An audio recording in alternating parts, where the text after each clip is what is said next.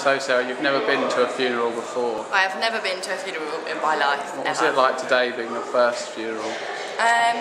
Or do you count today as your first funeral? I count today as my first funeral. To be fair, I didn't really like it. I've really tried to not go to funerals because I get very emotional. I did start crying at the beginning of yours just because there was like flowers and just like your questions, just because I knew kind of what it was going to lead up to, and it freaks me out a bit. I thought it was good though. I don't know. I think it's good that I went, only because I think it's respectful to go to people's funerals. I wouldn't want no one to turn up to mine. You wouldn't want anyone at yours? No, I wouldn't want them not to turn up to mine, because I'd just be like pissed off. Do I not have any friends? It just got a bit emotional, didn't it? Nice. Yeah, so did you like the fact that you didn't have a choice to come or not? Do you think if you'd known that the piece was about funerals, even though you kind of did, would people not have come? I don't think I would have come if I'd have known fully, just because it's just that thing that I've never been to one, but I think it was good for me to go. You have to like face your fear a bit. I think this whole sort of everything about this has been facing your fears, so I think it's good that I did go, even if it was just like a glimpse into what I would have to expect or what would happen. It's just talking about someone that's gone that like kind of gets me a bit. I'm glad they didn't get cancer, because that would have killed me a bit inside, but it's good. I'm glad I did it.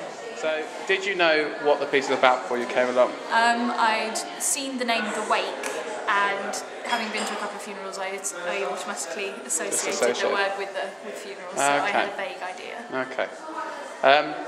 Did you connect? So, have you been to many funerals yourself? I've been to 4 or 5 in my life. The most recent one being when before uni, so not for the last 4 or 5 years, I don't think. So did you think today was like a funeral, or do you think it was so sort of theatrical that it completely disconnected from? It did have funeral elements. The reading about the person and the talking about the person as though they're already gone when they were right there in front of you. That was very like a funeral. The theatrical parts, however, sort of added to the elements of it, reminding you that it wasn't real but felt real. Like when Mike was told when he dies and how he dies, and you're then shown his funeral.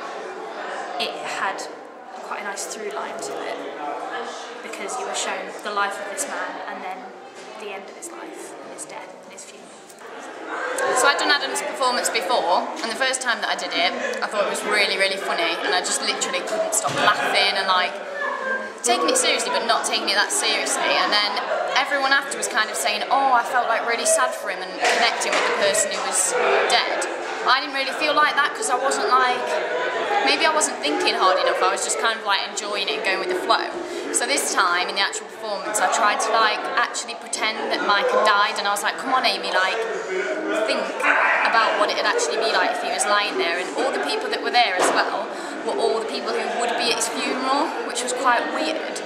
Like, and I was like trying to look at everyone's faces and just think, yeah, like imagine if he was actually dead. And then it like brought it home to me a bit more, and this time I didn't really laugh as much. It was a bit more emotional for me, and I felt a bit more for him. So yeah, I think it's kind of like the frame of mind that you're in maybe changes the outcome of it. Yeah, I think we were saying that it's a bit like, you know, it's a funeral but no one's really dead, which was nice to kind of appreciate the ceremony without having something bigger on your mind.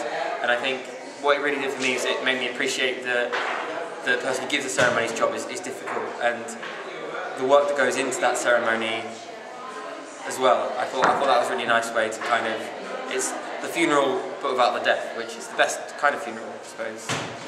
Yeah, because I think it's interesting that funerals are kind of like a giant revolving door.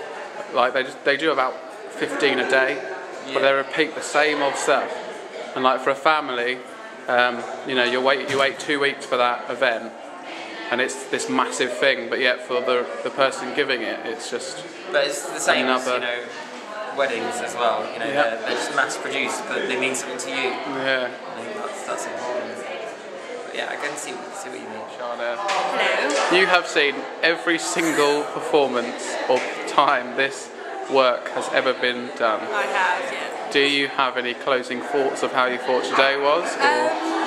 I think it was really nice to see it all together with the tech. It looked obviously a lot more professional than when you've done it in the studio before with other people, and it's come on a lot since when you first started doing it and you were just talking about chatting with somebody, and it's been really interesting to see how it's progressed into this whole thing with the little wake in the corner and all the lights and the flowers.